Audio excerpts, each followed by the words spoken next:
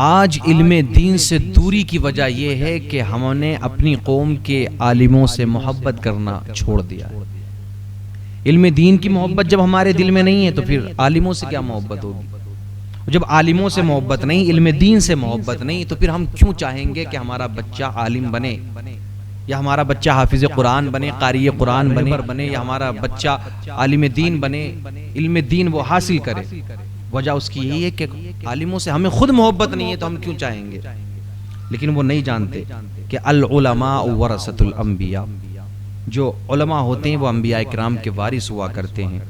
پھر ایک دوسری حدیث پاک کے الفاظ ہیں، علماء و امتی کا انبیاء بنی اسرائیل، میری امت کے علماء بنی اسرائیل کے نبیوں کی طرح۔ میرے آقا نے خود فرمایا، من زار عالما فکأنما زارنی، کہ جس نے کسی عالم کی زیارت کی تو گویا اس نے میری زیارت کی۔ میرے آقا خود فرماتے ہیں، من صافح عالما فکأنما صافحنی، کہ جس نے کسی عالم سے مصافحہ کیا تو گویا اس نے مجھ سے مصافحہ کیا۔ لیکن یار جانے تو وہ، قدر تو وہ کرے کہ جس کے دل میں علم دین کی محبت ہو، کیونکہ ہماری ذہنیت نہیں ہے اس طرف۔ ہم یہ سوچتے ہیں کہ یار یہ عالموں کا معاملہ دیکھو ایسے ہوتا ہے، بیچارے در در جاتے ہیں، اللہ اکبر کبیرہ۔ ہمارے دماغ میں، ہمارے دل میں صرف دنیا ہے، آخرت نہیں ہمارے دل و دماغ میں۔ ہم نے آخرت کا کچھ نہیں سوچا۔ ہم یہ سوچتے ہیں بولے یہ 10,000 کی تنخواہ پہ مسجدوں میں رہ رہے ہیں امام لوگ، دیکھیں نا مسجدوں میں، مدرسوں میں 10,000 کی تنخواہ ملتی ہے۔ ارے یار دینے والے بھی تو آپ ہی ہو نا۔ جو عالموں کی قدر کو گرایا ہے، علماء کی قدر کسی نے گرائی ہے، اماموں کی، مدرسین کی قدر کو کس نے گرایا ہے، تو وہ بھی تو آپ ہی ہو گرانے والے۔ آپ کیوں نہیں اپنی مسجدوں کے اماموں کو اور مدرسے کے مدرسین کو زیادہ تنخواہ نہیں دیتے؟ ہم 5 یا 6,000 یا زیادہ سے زیادہ 10,000 دے کر یہ سمجھتے ہیں کہ پتہ نہیں ہم نے کیا دے دیا ان لوگوں کو۔ اور کچھ لوگ تو جاہل قسم کے ایسے ہوتے ہیں نا مساجدوں کے اندر، کہ جب جو آتا ہے نا مسجدوں پہ پیسہ آتا ہے تو محبت میں کچھ لوگ امام کو بھی پیسہ دے دیتے ہیں کہ بھئی 100 روپے مسجد کے تو 10 روپے امام صاحب کے۔ اسی انداز میں پیسے آتے ہیں نا، تو کچھ لوگ اتنے جاہل قسم کے، گھٹیا قسم کے لوگ ہوتے ہیں کہ وہ امام کے بیچارے کے اس پیسے کو بھی گن لیا کرتے ہیں، یا بولے آج تو امام صاحب پہ اتنے پیسے آ گئے، سارے محلے میں پھر ذکر، آج تو امام صاحب پہ اتنے پیسے آ گئے۔ جاہل قسم کے لوگ۔ تو قدر کسی نے گرائی ہے تو وہ ہم ہی ہے نا۔ تو اب دیکھیں، اب 5 وقت میں امام پہ نئی سے نئی باتیں، جاہل قسم کے لوگ کچھ سے کچھ کہہ رہے ہیں۔ دیکھیں پھر امام کا جو وہ ہوتا ہے نا، امام بھی مسجد میں امام صاحب آئیں گے تو جمعے کے دن اب 5-6 امام اکٹھے ہو گئے کہ آپ تقریر کر دیں، آپ اذان پڑھ دیں، آپ خطبہ پڑھ دیں، آپ نماز پڑھا دیں، سب کا ٹیسٹ لیا جا رہا۔ اب ٹیسٹ لینے والے کون ہیں؟ ٹیسٹ لینے والے وہ لوگ ہیں کہ جن سے خود نماز کا طریقہ نہیں آتا، وضو بنانے کا طریقہ جنہیں یاد نہیں ہے، غسل کرنے کا طریقہ جنہیں یاد نہیں ہے، جنہیں الحمد شریف تک یاد نہیں ہے، وہ عالموں کا ٹیسٹ لے رہے ہیں مسجدوں کے اندر جا کر کے۔ اور صرف ایک آدمی کے ناراض ہونے پہ یار امام کو نکال دیا جاتا ہے مسجد کے اندر سے۔ اس طریقے کی نہ جانے کتنی باتیں ہیں کہ آج جو علماء کی قدر کو، اماموں کی قدر کو اور مدرسے کے مدرسین کی قدر کو کھویا گیا ہے، اور کھونے والے بھی ہمیں۔ تو جب پبلک اس چیز کو دیکھے گی کہ یار انہیں تنخواہ بھی وہی 5-6 ہزار ہے اور کوئی بھی کچھ بھی آ کے کبھی بھی کہہ جاتا ہے، تو پھر وہ کیوں چاہے گی کہ اس کا بچہ عالم بنے؟ کیونکہ رسپیکٹ نہیں دے رہے ہم، نہ اپنی مسجدوں کے اماموں کو رسپیکٹ دے رہے ہیں۔ اور میں یہ بالکل بڑی ذمہ داری کے ساتھ یہ جملہ بول رہا ہوں کہ جو لوگ ان کاموں کو کرتے ہیں، کہ جو اپنی مسجدوں کے اماموں کی توہین کرتے ہیں، مدرسے کے مدرسین کی توہین کرتے ہیں، مسجدوں کے اماموں کو برا بھلا کہتے ہیں، عالموں کو برا بھلا کہتے ہیں، تو وہ دنیا میں بھی ذلت و رسوائی اٹھاتے ہیں، پھر وہ آخرت میں بھی ذلت و رسوائی اٹھائیں گے۔ دیکھیں آپ، وہ دنیا میں بھی پھر ادھر ادھر بھٹکتے پھرتے ہیں، اکثر دیکھا جائے گا۔ دیکھیں آپ، اکثر یہی معاملہ ہوتا ہے۔ تو ہم 10 یا 5,000 دے کر یار کیا ہم نے غلام سمجھ لیا مسجدوں کو، اماموں کو غلام سمجھتے ہیں ہم اماموں کو، کہ کسی نے کچھ بھی آیا کچھ بھی کہنا شروع کر دیا، اگر اس کی گھر کی لڑائی ہے، گھر کا جھگڑا ہے، تو وہ پھر مسجد کے امام پہ آ کے اتارے گا۔ اللہ اکبر کبیرہ۔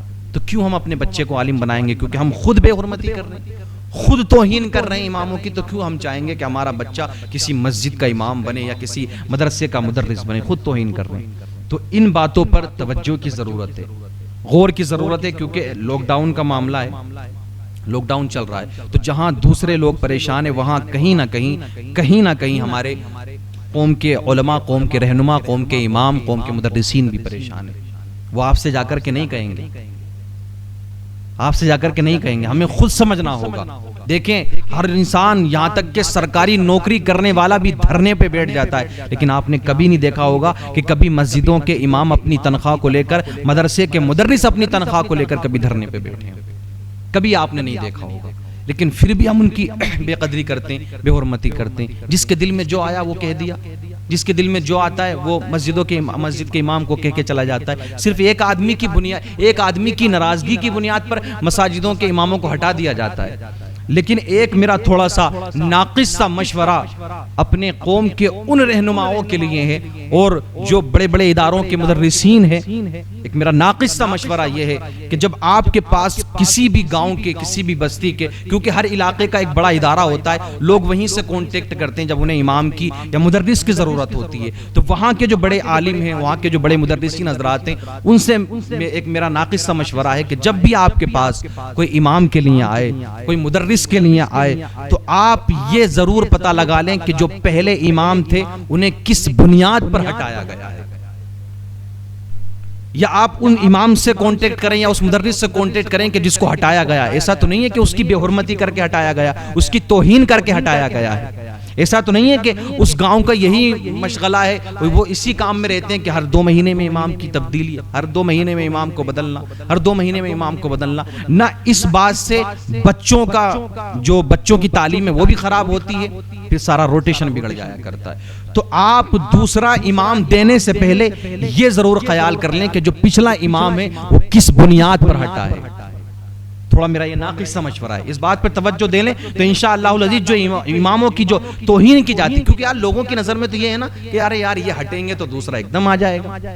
کچھ ہمارے امام حضرات بھی اس بات پر غور کریں، میں اس لائق نہیں، لیکن تھوڑا سا میرا ناقص سا یہ مشورہ ہے، آپ بھی توجہ کریں اس بات پر۔ آپ کہیں امامت کرنے سے پہلے، کہیں مدرس کے عہدے پہ جانے سے پہلے آپ یہ سوچ لیں کہ کہیں اس جگہ کا ماحول تو یہ نہیں ہے کہ وہاں توہین کی جاتی ہو، وہاں قدر نہ کی جاتی ہو، آپ کو عزت نہ دی جاتی ہو۔ ایسی جگہ نہ امامت کرنے جائیں، نہ آپ ایسی جگہ مدرس کے عہدے پہ جائیں۔ کوئی ضرورت نہیں ایسی جگہ جانے کی کہ جہاں امام کی قدر نہ ہو، جہاں مدرسین کی قدر نہ ہو، کیونکہ چند جاہلوں کی بنیاد پر کچھ لوگ ایسے ہوتے ہیں کہ تھوڑے بہت بیٹھ کر کے لوگوں کے پاس 2-4 مسئلے سیکھ لیا، اب وہ امام کو پریشان کرے گا، مسجد میں آ کر مدرسوں کو پریشان کرے گا۔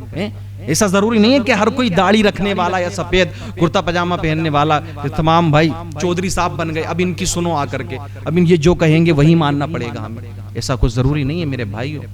آپ دیکھیں اگر آپ نے مسجدوں کے جو متولی ہیں وہ اگر نمازی بنائے ہیں، شرط بھی یہی ہے، شریعت کا بھی یہی حکم ہے، ایسا نہیں ہے کہ کسی کو پیسے کی بنیاد پر تم نے مسجد کا صدر یا متولی بنا دیا، ایسا ہرگز نہیں ہے، بلکہ آپ مسجد کا متولی یا مسجد کا صدر، مسجد کا سیکریٹری اس کو بنائیں کہ جو 5 وقتہ نمازی ہو اور شریعت مطہرہ کا پابند ہو، 5 وقتہ نمازی ہو اور باشرا ہو، داڑھی بھی اس کے چہرے پر ہو اور نمازوں کی پابندی بھی کرتا ہو۔ ایسا نہیں کسی کو پیسے کی بنیاد پر بنا دیا، ارے صاحب یہ نیتا جی ہیں، محلے کے مالدار ہیں، اس کو بنا دو۔ تو ایسے آدمی کو اگر متولی یا صدر بناؤ گے نا تو اس مسجد میں کبھی امام بھی نہیں رکے گا اور وہ کبھی اس عالم کی قدر بھی نہیں کرے گا۔ تو فیصلہ ہمارے ہاتھ میں ہے، ہمیں خود یہ فیصلہ کرنا ہے کہ جب تک ہم اگر اپنی مسجدوں کے اماموں کی، اپنے مدرسوں کے مدرسین کی قدر نہیں کریں گے تو ہو سکتا ہے اسی بنیاد پر ہماری برکتیں بھی دور ہو جائیں ہم سے، ہماری نمازیں بھی خراب ہو جائیں گی۔ جب ہماری دلوں میں قدری نہیں ہے یا محبت نہیں ہے تو پھر وہ نماز کہاں سے قابل قبول ہوگی ہماری۔ ہم تو مسجد میں نماز پڑھنے بھی جا رہے ہیں تو صرف اس لیے کہ چلو یار امام کی کمی دیکھ لیں گے، کہ کوئی کمی تو نہیں کرتا وہ نظر آ رہا۔ سوچ یہ ہے ہماری، نماز پڑھنے تھوڑی جا رہے ہیں، یہ سوچ لے کر کے ہم جا رہے ہیں۔